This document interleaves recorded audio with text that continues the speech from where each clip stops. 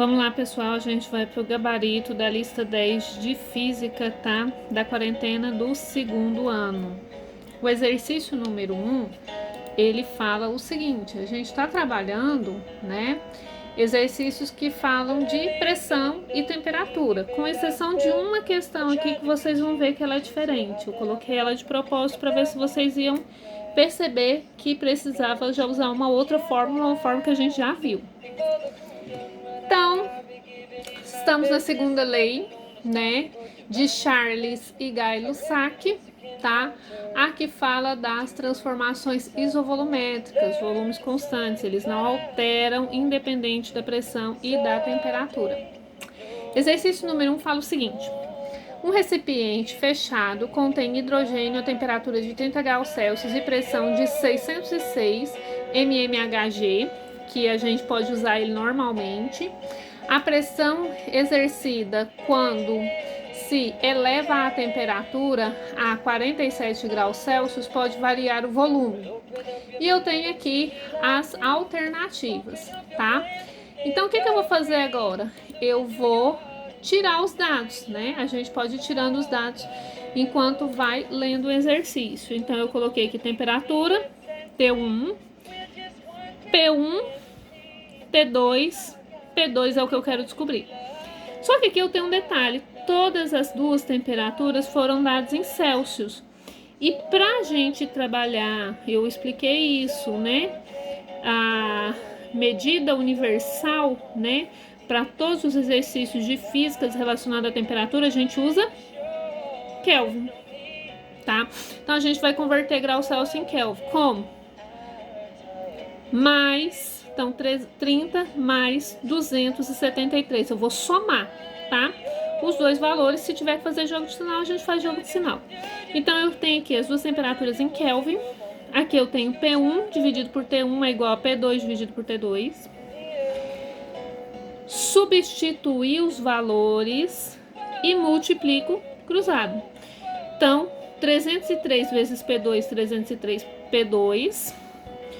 606 vezes 320, eu tenho aqui 193.920.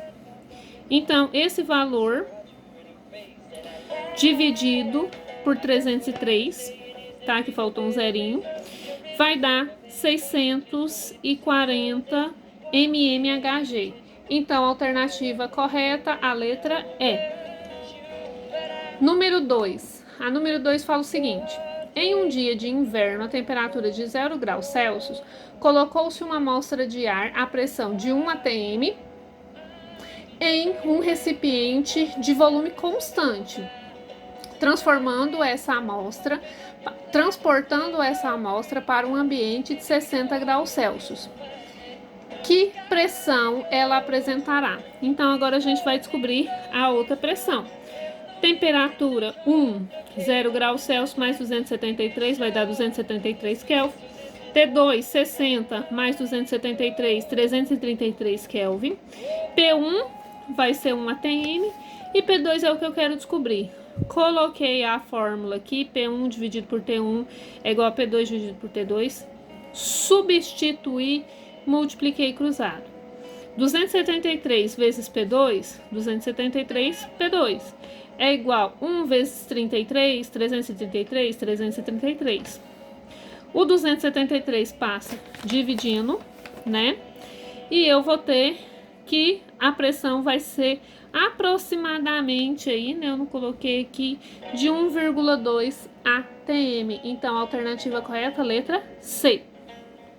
Exercício número 3 fala o seguinte: um frasco fechado contém um gás a 27 graus Celsius, exercendo uma pressão de 30 atm. Se provocarmos uma elevação da sua temperatura e atingir 227 graus Celsius, qual será a nova pressão, mantendo-se constante o volume?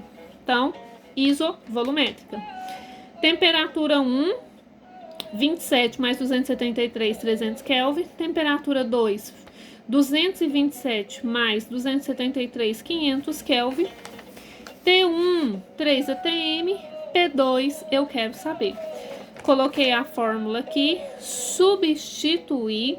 Então, vai ficar 3 dividido por 300 é igual a P2 dividido por 500, multiplico o cruzado.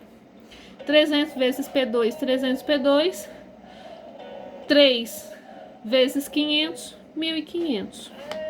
P2 vai ser igual a 1.500 dividido por 300. O que eu posso fazer? Eu posso cortar os zeros ali. E eu tenho que P2 vai ser igual a 5 ATM. Alternativa correta, letra B.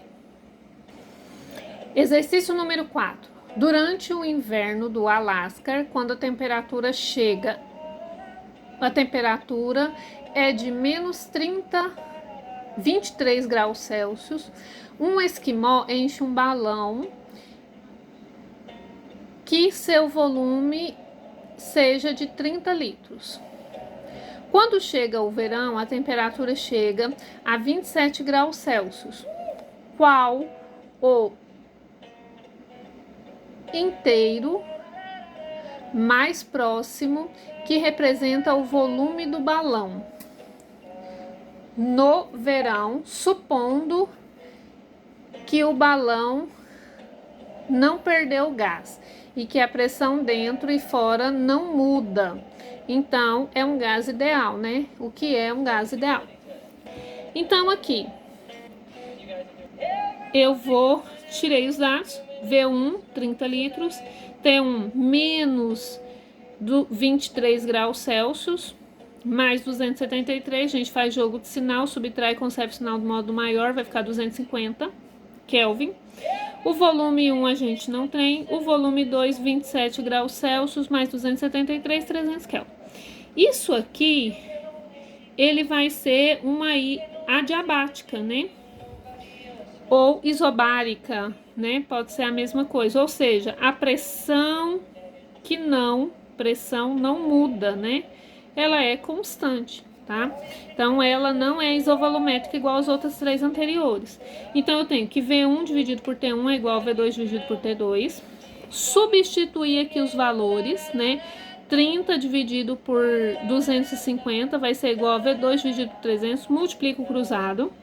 Eu vou cortar esses zeros aqui, ó, já dando uma simplificada. Então, vai ficar 25 vezes V2, 25 V2, 3 vezes 300, 900.